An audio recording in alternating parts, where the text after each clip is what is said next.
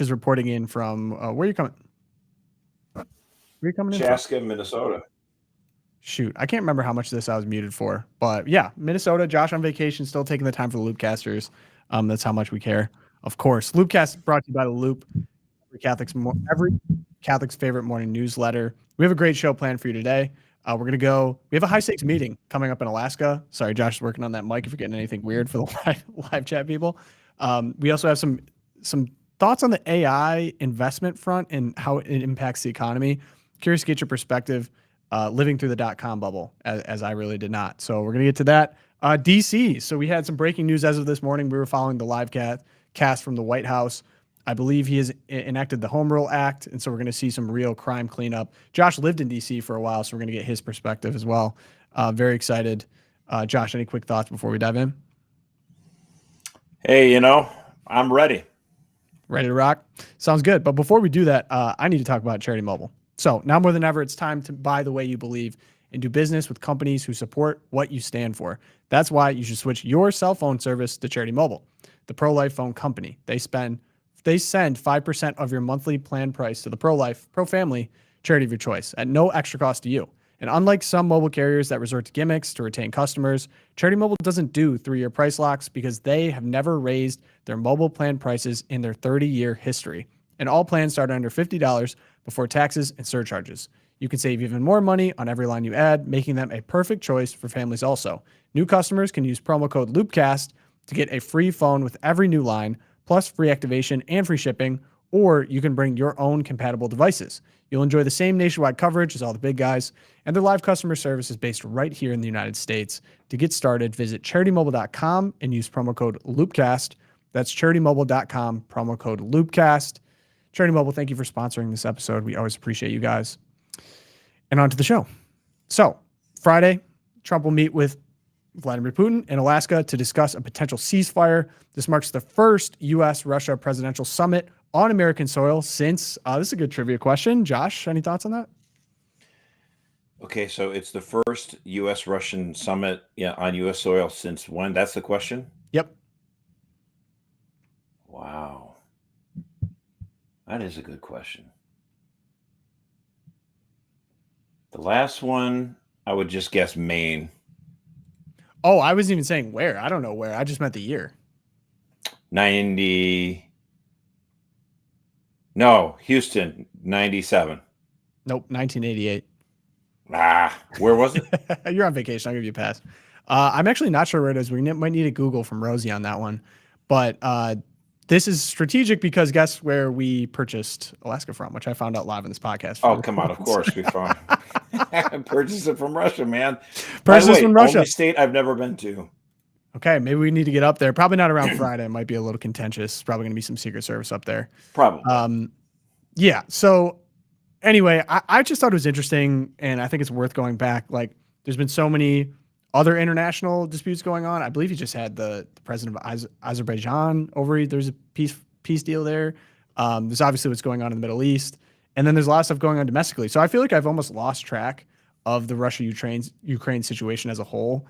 Really, the clip that I saw on it was, I think Melania was the one being like, all right, you got to start playing hardball with Russia, because he would get off the phone with Putin. He's like, oh, that was a great meeting. And then another missile would drop in Kiev. So he's like, well, what are we doing here? But just a quick update to get up to speed at this point. So where we are. So the fighting in the Donbass region of eastern Ukraine began in 2014. Full-scale invasion, February 24th, 2022. I feel like I don't even know what time is anymore. I feel like that was so long ago, and it really wasn't 2022. And so since February 2024, Russia has gained over 28,082 square miles, roughly 12% of Ukraine, and casualties big, more than 790,000 killed or injured. According to an April 2025 estimate, 48,000 missing, and then Ukrainians, 400,000 killed or injured. According to a January 2025 estimate, 35,000 are missing. It's a lot. Previous attempts for peace, okay? So what was happening before was economic pressure, tariffs, issued a 50-day ultimatum to Russia to agree to a ceasefire or face very severe tariffs. Later, he shortened that deadline to 10 days. He has threatened secondary sanctions and tariffs on targeting countries that continue importing Russian oil.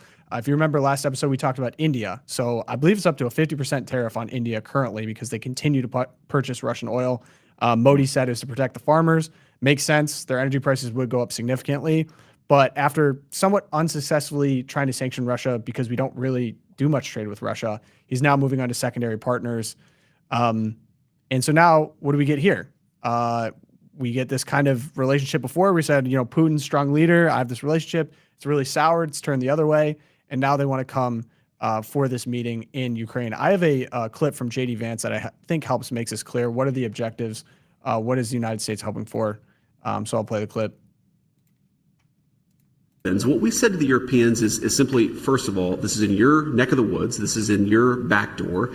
You guys have got to step up and take a bigger role in this thing. And if you care so much about this conflict, you should be willing to play a more direct and a more substantial way in funding this war yourself. I think the president, and I certainly think that America, we're done with the funding of the Ukraine war business. We want to bring about a peaceful settlement to this thing. We want to stop the killing. But Americans, I think, are sick of continuing to send their money, their tax dollars to this particular conflict. But if the Europeans want to step up and actually buy the weapons from American producers, we're okay with that, but we're not going to fund it ourselves anymore.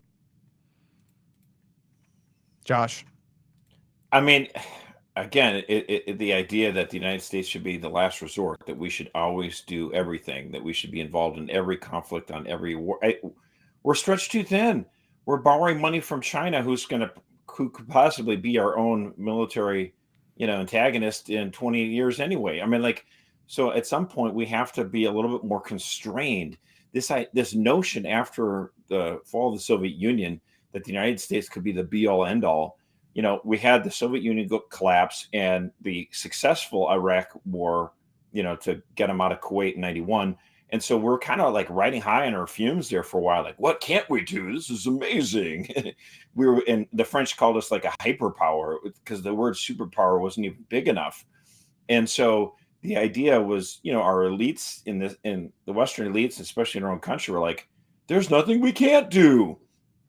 And so let's be involved with Ukraine. Let's be involved, everywhere else, in the Middle East, Gaza and everything. And you start to, be stretched way too thin. And I think JD Vance is right. We need a foreign policy that's a little bit more tight to the hip, a little bit more constrained, not too extended too far. And we can't afford it. We literally cannot afford. We're broke. Yeah. And we're borrowing way too much money. So, it's time to involve these Western European countries, getting them in, to pay a little bit more for NATO so that they have more skin in the game has been a helpful start. The question is Putin going to do anything? For him, maybe he's just perfectly fine with everything the way it's going. I mean, what's the assumption here? Everyone just assumes, in war, he's going to get exhausted. He's going to realize he's lost a lot of men. It's cost him so much money. He may not care. He might be perfectly happy with this unless someone takes him out. What? Yeah, I think the frustration on my part is we've essentially created a hardened Russia that doesn't need to rely on outside assistance. If anything, they're on war footing. Russia historically has had a very high tolerance for death for their own people. I mean, you look at those numbers, it's shocking. How many Russian soldiers have died, and they're really showing no signs of stopping, and they have so many people.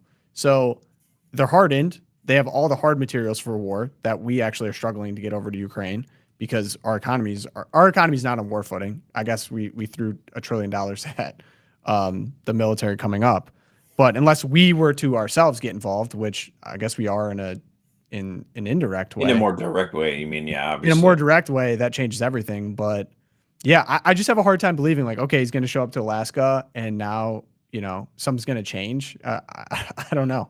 I really be curious what settlement would even satisfy because both sides are at such a impasse. I feel and the Western elites, they want Putin to go completely back, home with his tail between and his legs. And that's not happening, by the way. Yeah, that's not going to happen. And there's no circumstance where he's going to cede every territory he's gained. The guy's a bad guy. Yes, fine.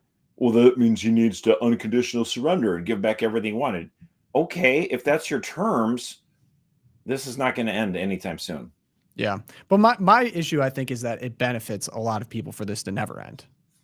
And there's just an undeniable it's like the third rail of the American economy is military industrial complex. So they'd be just fine with this continuing for years and years and years from a profit perspective.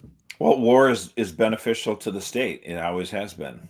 Yeah, no doubt. That goes way back too. I mean, we were trying to whip ourselves into wars long before the Trump administration. So I guess that's what's frustrating is like you vote for him to get in, no more foreign wars. It feels like we're more involved in foreign wars than before. In some ways, it's like, okay, how much can you blame him? How much can you not? So we'll be keeping an eye on. I mean, the that problem meeting. is Putin might come up with a deal where he says, okay, I get all this territory that I picked up and I'll give up on the rest. And Trump might just say, sure.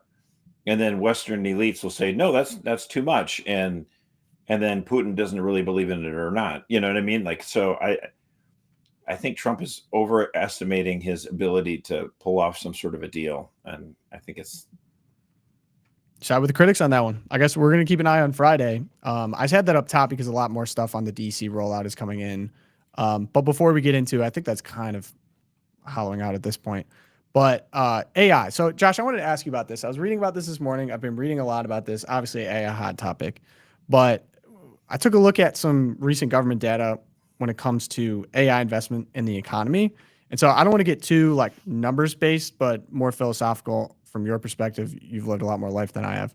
But AI investments accounted for 1.3% of the 3% GDP grew last quarter. This is according to Paul Kadrowski. That's enormous. Yeah. And for perspective, that's more, I believe that's a higher percentage than the dot-com bubble. So I just want to set all that up. That's what kind of caught my eye on this. And he estimates that AI spending already makes up a larger share of GDP than spending on specifically telecom and internet infrastructure did during the dot-com bubble in 2000. Meta, Alphabet, Microsoft, and Amazon collectively spent $69 billion on AI infrastructure last quarter. They plan to shell out up to $320 billion for AI tech and data centers this year, up from $230 billion last year. But at the same time, consumer spending, the typical engine of the economy, has weakened. AI spending contributed more to the GDP than consumer spending did last quarter. This is according to economic research. This is the head of economic research at Renaissance Macro Research, Neil Dutta. So the AI spending boom has been a boon to chip makers like NVIDIA and AMD, which have seen their valuations skyrocket. It's also benefited the utility companies capitalizing on growing power demand and land purveyors and data center hubs like Northern Virginia. Also in Indiana, our energy bills have gone up quite a bit. So now the question is this a bubble? Is this going to bring about an AI utopia? Is this going to put us in the driver's seat for global dominance everywhere? Like, what were the conversations like during the dot-com boom? Or do you feel any similarities here, Josh? It's a lot of similarities, but here's what, just to take back a few things. Consumer spending is, as you said, is kind of low right now. And I think a large part of that is because of the tariffs. I mean, that's just a natural thing. If it's more expensive to purchase, a lot of the goods you want to buy, because a lot of them are imported. So consumer spending is down because the tariffs are up. Now, and uncertainty too, by the way. Uncertainty, sure. I mean, yeah. And so that's not a shocker here.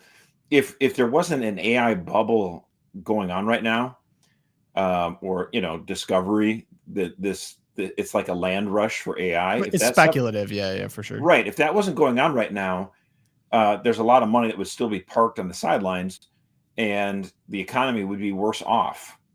So is it potentially a bubble? Yes, but bubbles aren't always horrible. I mean, basically what's going on, like with .com, the idea is you had a lot of money come off the sidelines and get into investing. And some of it was, went bankrupt, some speculation, this wasn't the best business plan and it fizzles out or whatever. Now we're going to have this .com and it's going to be great. And we're going to sell toys right to kids, and like what, some of these ideas just didn't end up, panning out. But the idea behind a lot of the internet is if you're the first one there and you establish yourself, even if you lose money for many years, you will eventually gain great footing. The best example of this is Amazon.com. And he went on, Jeff Bezos, back when he looked like a nerd, he went on like Jay Leno and he was explaining all this. Free steroids. And Jay Leno's like, I don't understand. Like, you lose money every year for year and year and year and year. And Jeff Bezos was like, yep. And everyone's like, and the audience is just like, this is the dumbest thing I've ever heard of. And now he's a gazillionaire, because basically he had established a market footing, got changed people's habits. He fixed so many things, like how to make shipping affordable, how to turn things around on a dime quickly. I mean, I remember for a while there. Remember when we used to get stuff in 2 days? I mean, that was the best. Yeah. And so I think we still do kind of. And then if you're the first one, like Facebook, you're the first one in that to come up with that idea on social media. Boom, you make a ton of money. So with every Facebook and Amazon, though, of course, there's about 30 or 40, maybe several hundred that tried the same darn thing and they failed. And so, is it a bubble? Sure, because not all of that money that's brought into that sector of the economy in a speculative manner is going to bring about a positive return. But overall, the dot-com bubble is not, I didn't see it as that big of a problem because, of course, the money rushes in and some of it becomes very profitable. And overall, the economy benefits. 7 years later, your economy is much bigger, much stronger, more efficient, better. I have a problem with like housing bubble because that is usually financed through artificially low Federal Reserve rates or, laws that make it like, oh, we have to lend to, poor communities or whatever that are, because it's racist or whatever. And then you bring in a bunch of people and they don't have the money and they foreclose on it. That's a different thing. The AI bubble, again, I think what you're going to see is a lot of these companies, oh, look at this company. It just went completely bankrupt.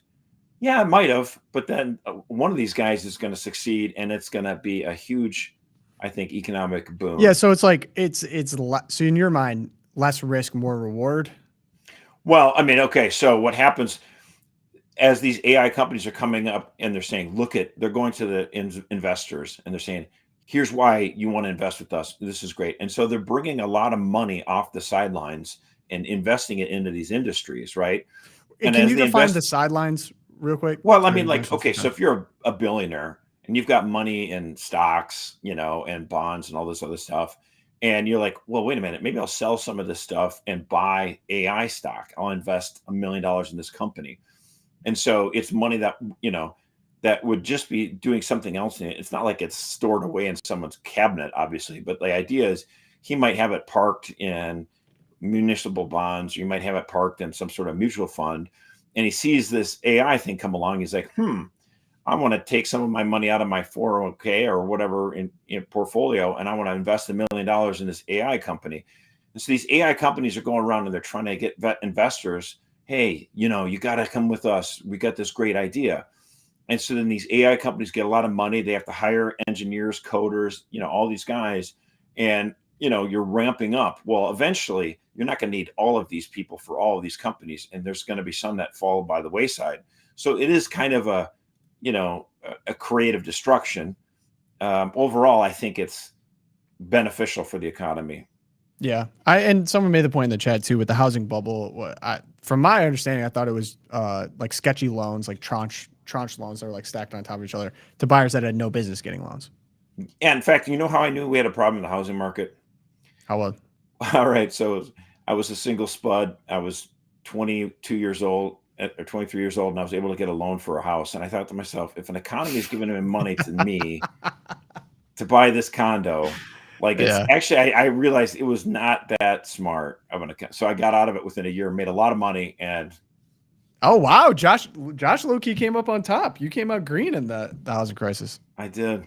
At least the first one. New Josh lore. I didn't know that. Not many people did. I was going to say you're probably one of the few. Well done, Josh. Okay. I want to get into this actually before we get into the good news, just because, Josh, you also have personal experience here. So I was looking up, Trump's doing this press conference this morning. I was kind of watching before the show was going on. I saw him do the press conference and he's like, talking about how he wants to make DC beautiful. And he's like, oh, the reporters here, I know you guys are kind of liberal, but like, I don't want any of you to get murdered, raped, or shot. And I know you've made people, people have done. I was like, what a way to start a press conference. So I'm seeing here now, President Trump just invoked Section 740 of the DC Home Rule Act, legally taking direct federal control of the nation's capital. The military is involved. DC is federalized. From what I saw, I think he also announced he's bringing in the National Guard to do this. Now, Josh, you lived in DC. He's sending out these, passing out these charts. We actually discussed it, Eric and I, on Friday. The 2024 murder rate per 100K compared to other capitals around the world, it's above Mexico City. It's above Lima. It's high. And I think we established there's fights over these statistics, but just from people who have lived there, anecdotally, it's like we all kind of understand this is not a very safe place. So, Josh, two things. What do you think about this? Is this like extreme fascist behavior? Yeah, I don't even know who would argue against this. And is DC actually as dangerous as people say? Yeah, I mean, I lived in Washington, D.C., and of course, they had the license plates that said taxation without representation. They complained that they didn't have a member of Congress and 2 senators. They wanted to be their own state. Yeah, you want to be your own state and you run the city this horribly. Now, I lived there, of course, 25 years ago, and you have to understand something. Crime was horrible in the 70s and the 1980s. And so, like, you come up with a movie like RoboCop, and they just assume 40 years in the future, crime would be so horrible that, you know, you'd need to hire cyborg machines to control it. That was Detroit, right? That's right, buddy. Yeah. And of course, I laugh at that because within 15 years, mayors like Rudy Giuliani in New York City had pretty much solved crime. They'd just gotten rid of it. There's, you know, New York City was so wonderful. I love visiting New York City in the late 90s and the early part of the 20th century. I mean, obviously, the terrorist attack in 9/11 was horrible, but that wasn't that wasn't a homicide problem. That was a crime problem, and that's not really the mayor's problem. A lot of these other cities, the crime had been so bad in the 70s and 80s that bipartisanship actually brought an end to crime. You know, Joe Biden actually, at the end of his career as he's president, apologized for his involvement in the 3 strikes and you're out kind of law. But actually, that was the one thing he did I actually liked. Like, he was like, we got rid of a ton of crime. Was that Bill Clinton? Bill Clinton signed it into law, and Joe Biden was a big fan of it. I mean, you know, so, but then again, of course, what happens? You solve crime for the most part. Big cities like New York City, DC, and all this other stuff become much more beautiful to live in. I mean, I lived near the bus station in Washington, D.C., you know, not exactly super safe. And even then, it wasn't so bad. I mean, because they got rid of crime. But what happens? People get complacent. Things change. Like, this isn't great. These laws are too harsh. And it's like a cycle all over again. And so for the last 10, 15 years, crime has just kept creeping up and up and up as these George Soros-backed district attorneys get elected nationwide all over the place, San Francisco, LA, and crime becomes horrible again. And it's like the leader, what was it, of Nicaragua. Oh yeah, Bukele. Yeah, it's a choice. He proved that crime is a choice. It's the choice you make. Whether are you going to allow bad people to do bad things? And you know what? If you punish people harshly for committing crimes, then you're going to get less of it. It's a choice. And so I applaud President Trump for invoking this rule. I never liked letting the politicians and the political people in Washington, D.C., run rampant. Like, no, I'm sorry. You know, you want to destroy a city? I don't think we should let people destroy cities.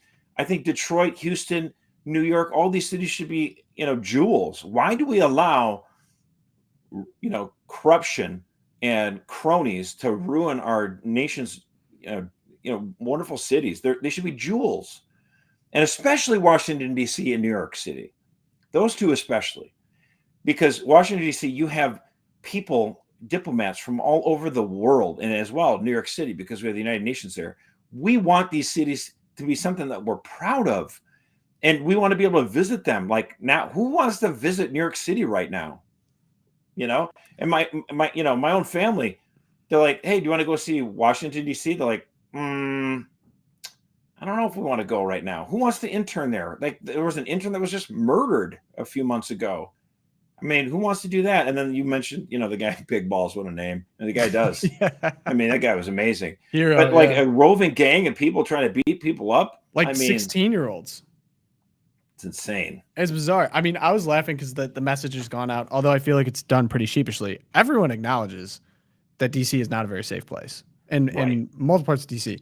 And I actually don't see the same problems in, say, like Alexandria or Arlington.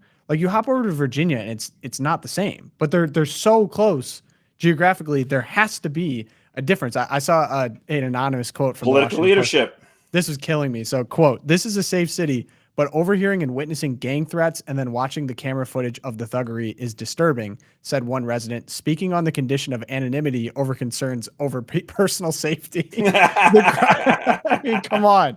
The crowd of teens, he said, were roaming the street and appeared to be checking for unlocked cars and things to steal. Another you know what's going to happen though? What? He is going to invoke this, Home Rule Act, which was the decision that we allowed in 1974, the city of Washington, D.C., to basically, run their own affairs.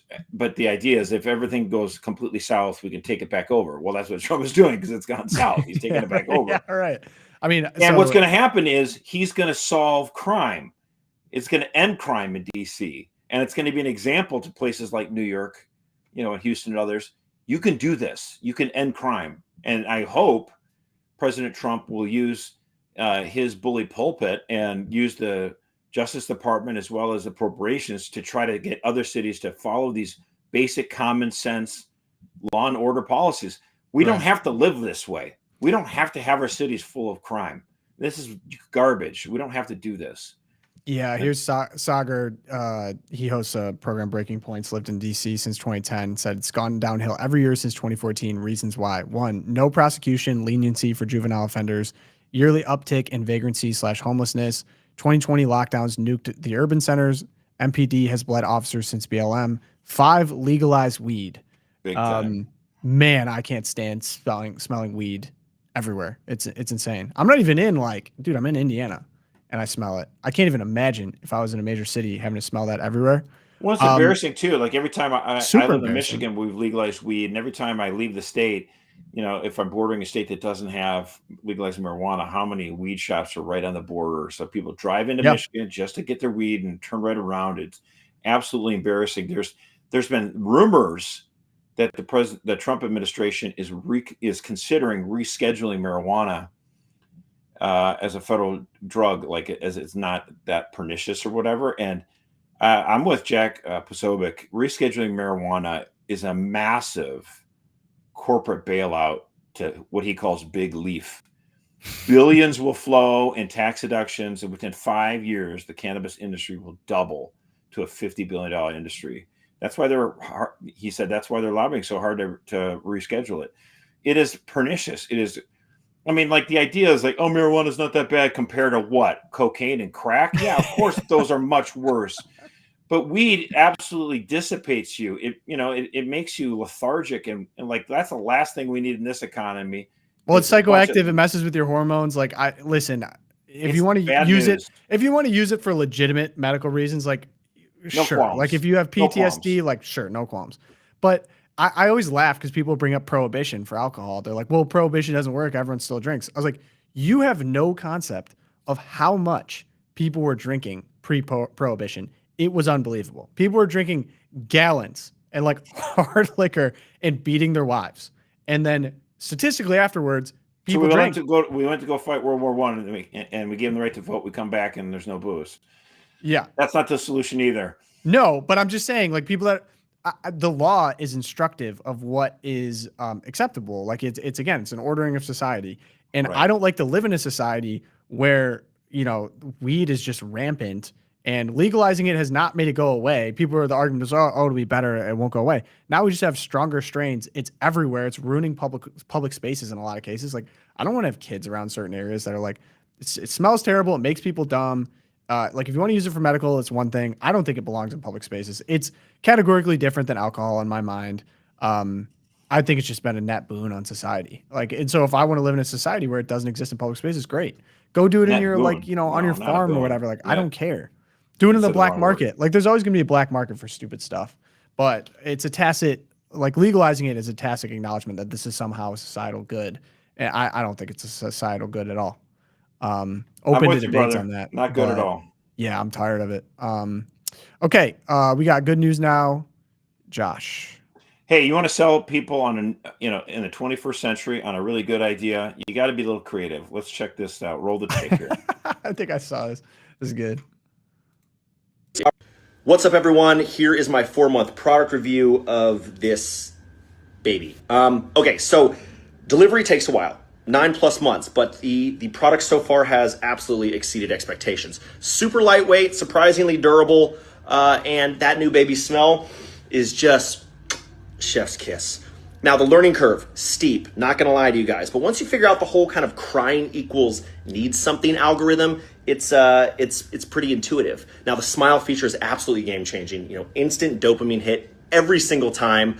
Battery life is only about 90 minutes, and sleep mode still has some bugs, but support says that will be patched in the next update. Now, performance, okay, this thing is a machine. Processes milk at just incredible speeds, converts directly to energy and growth. The learning AI is honestly impressive. Babies, they're a lot like having your own personal LLM if LLMs also peed on you. Now, the features, the cute factor is off the charts. Definitely enterprise grade adorability, advanced grip functionality, surprisingly good audio. Frankly, the volume could be a little bit lower. And pro tip, the cuddle feature is absolutely worth the premium pricing. Overall, I would definitely recommend this product for families looking to scale. Yeah, they're resource intensive and they require significant investment. It's kind of like a expensive SaaS subscription with no cancellation policy, but the ROI is already showing massive gains in happiness metrics. So that's my review. Stay tuned for future product updates. Time to go change a diaper. Families looking to scale. That's pretty cute. I thought that was Josh, funny. that was a good vacation banger. Good news. Way to bring us up there. Okay, mine is good news. It might not seem so at first because there's a lot of tragedy, but so August 8th was the anniversary of the United States dropping the atomic bomb on Nagasaki. And to my understanding, not the first target, it was moved, and it's the Catholic hub in Japan. Yeah. And really sad. I don't know any other way to put it. Really sad anniversary. But you get this story of Takashi Nagai, and he was named Servant of God, and he's on his first step to sainthood. I have a thread here from my boy Ryan Raisins. I went to college with him. Shout out Ryan. Of his story. So I just want to go through it briefly. There's a lot of cool pictures in here too. So he was born in 1908. He was raised under the influence of both Confucius and Shinto teachings, considered himself an atheist. The woman that would become his wife was from a family that helped lead the underground church during the Edo period of persecution. There he is. His future mother-in-law invited him to midnight mass on Christmas Eve, where Nagai was deeply moved. He began reading the Catechism, theology, and the works of Blaise Pascal, who was pivotal in Nagai's conversion. In June 1934, Takashi Nagai was baptized and confirmed. Interestingly enough, a priest who would go on to become a saint, Maximilian Kolbe, who I'm sure everyone knows in this audience, was doing missionary work in the suburb of Nagasaki, where he founded a monastery. Takashi Nagai met Father Kolbe through work with the St. Vincent de Paul Society in Nagasaki. There he is. As a medical professional, Nagai served the Japanese military as a medic. He witnessed firsthand the atrocities in the Japanese military committed against civilian populations in China. His wife sent him a catechism while he was deployed, which his commander confiscated. Here he is. Nagai served as a surgeon in the Japanese military until 1940, when he returned to Nagasaki to continue to study medicine and work at a local hospital. He ended up being diagnosed with leukemia, likely a result of his exposure to radiation from X-rays. At 11:02 a.m. on August 9th, the second atomic bomb hit Nagasaki, roughly 2,000 feet from where Nagai was working at the hospital. Despite sustaining significant injuries, Nagai joined the rest of the surviving medical staff and working to treat the wounded as best as they could. Amazing. Nagai and his wife had taken their kids out to stay with family in the countryside after the bombing of Hiroshima, and they were safe. 2 days after the bomb went off in Nagasaki, Nagai was able to return to his home. It was in ruins, and his wife was dead. 3 months after the bombing, the surviving Catholics held an outdoor mass outside the cathedral. Nagai was asked to speak and make sense of the incomprehensible suffering that the community had experienced.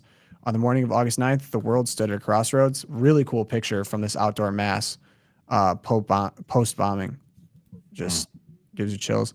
A decision had to be made. Peace or further cruel bloodshed and carnage. Just then, at 11:02, an atom bomb exploded over our suburb.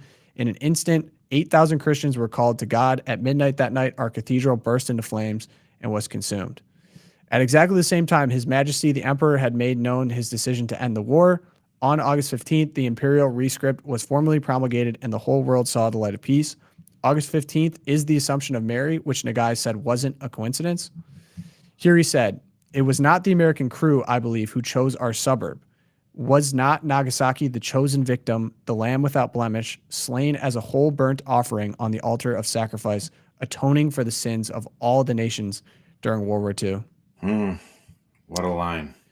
"The Lord has given, the Lord has taken away. Blessed be the name of the Lord. Let us be thankful that Nagasaki was chosen for the whole burnt sacrifice. Let us be thankful that through this sacrifice, peace was granted to the world and religious freedom to Japan." The following year, Nagai collapsed. He was confined to his bed for the remainder of his life, where he spent much of his time writing. It was there that he wrote his most famous work, The Bells of Nagasaki, in which he recounts the bombing and aftermath. Here he is. "I walked with God in the ghostly desolation of Urakami, and finally understand the depths of his friendship. Takashi Nagai, servant of God, pray for us that peace may reign in the hearts of men so we never see this scale of carnage again." It's a beautiful testimony. I mean, what's there even to say? I can't even. Wow. To be able to be at that holy and to have that kind of reflection when no one would fault you for being bitter.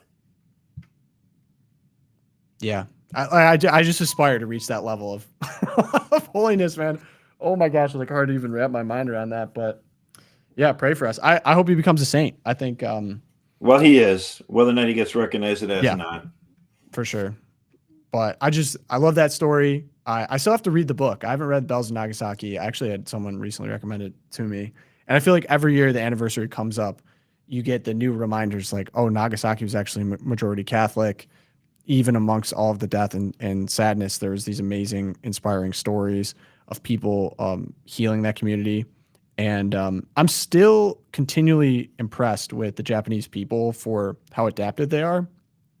Like that they've been able to bounce back and become like a pretty successful country after something like that happened to them. And to think like there was a period of time where Japan was so dominant over China is also weird. Like it just completely reordered. I mean, World War II, of course, reordered the entire world for the most part. But yeah, really fascinated with that Hiroshima and Nagasaki story. So yeah, let us all pray for peace, though. I agree. Yeah, that's all I got on that one. Josh, we have Twilight Zone now. What do you got? Well, okay, so we're talking a lot about President Trump, and of course, everyone we mentioned before, he's doing an expansion on the roof, but he's making a decorative change inside the White House. He decided to move the presidential portraits of Barack Obama and George W. Bush to a hidden stairwell.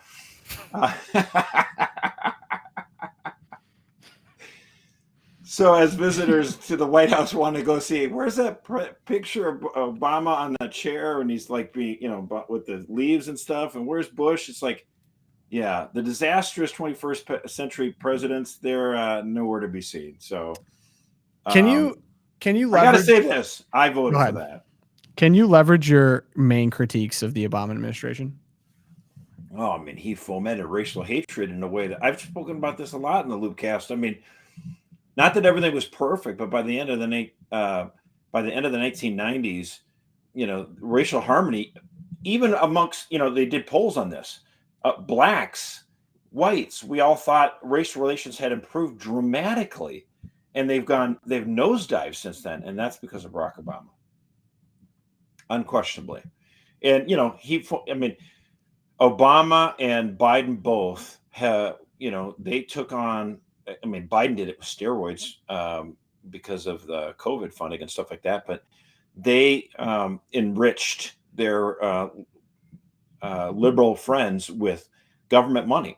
And that's why, as Trump has come by and cut USAID funding, cut all these Department of Education grants to all these different places. And all of a sudden where are the riots this summer? Where are all these street protests? Like, I haven't heard anything. It's because all these guys haven't been, lost their funding. I mean, it's just out of nowhere, So, by the way, no one's giving. This is one thing that Donald Trump has still not crowed enough about how he locked down the border in 6 months. That's an amazing feat. No one said it could be done. He did it. That's number one. Number two, no one is giving Donald Trump enough credit for all the work that his cabinet secretaries have done in really squeezing out this, what I call it, it's like all this aid money that was going to these left-wing organizations. Like they have cut all these grants and all this stuff. And, it's just been amazing. And who would have thought that Trump could have got all these colleges to stop their racist DEI? I mean, I got to tell you, it's only been 6-7 months, and this president has just been incredible. I mean, they're already talking about potentially canceling The View. So would that be the crowning achievement?